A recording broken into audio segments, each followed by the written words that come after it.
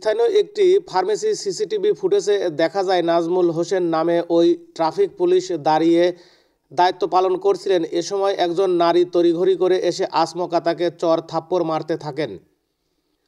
এর কিছুক্ষণ পর আরও একজন নারী এসে মারধর শুরু করেন এবং মোবাইলে ভিডিও ধারণ করতে থাকে। এক পর্যায়ে দুই নারী তাদের স্যান্ডেল খুলে নাজমুলকে পেটাতে থাকে। স্থানীয়রা ছুটে এসে দুই নারীকে থামতে বলেন এবং ট্রাফিক পুলিশকে ঘটনাস্থল থেকে সরে যেতে বলা হয়।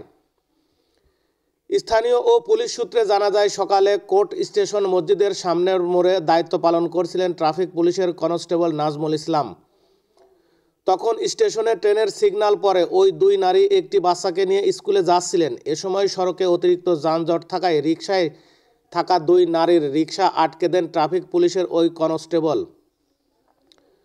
তবে তারা ট্রেনের সিগন্যাল উপেক্ষা করে জোরপূর্বক যাওয়ার চেষ্টা করলে বাধা দেয় পুলিশ কনস্টেবল। সেখান থেকেই তর্ক বিতর্ক শুরু হয়। মারধরের একটি ভিডিও ফুটেজ সামাজিক যোগাযোগ মাধ্যম ফেসবুকে ছড়িয়ে পড়ে।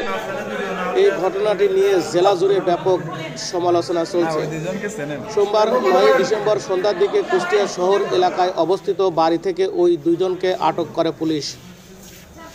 আটককৃতরা হলেন কুষ্টিয়ার পৌরসভা আবু হানিফ লেনের আশরাফুল ইসলাম মতিনের স্ত্রী সুহানা ইসলাম রোজা এবং হাউজিং ডি ব্লক এলাকায় রিপন আলীর স্ত্রী সানজিদা আক্তার শান্তা।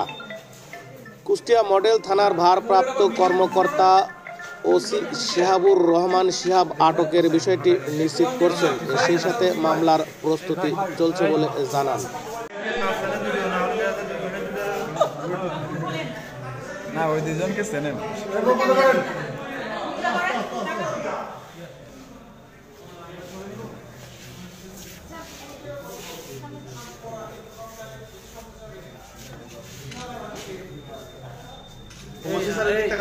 দেখি আপনি সামনে দাঁড়ান না ভাই, আপনি দাঁড়ান ভাই